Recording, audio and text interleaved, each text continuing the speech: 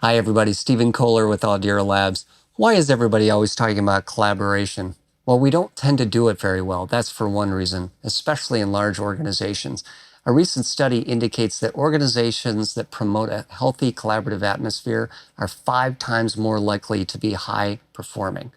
This guitar is a perfect illustration of how we can learn how to harmonize and blend together. I'm going to do a quick exercise where I play a riff with one note on one string, and then the same riff with 2 notes and then 3 notes. And then we're going to talk about what we notice and how to apply it to your leadership style. So here goes. Here's one single note riff. Now we're going to add a second layer. And lastly, with 3 layers.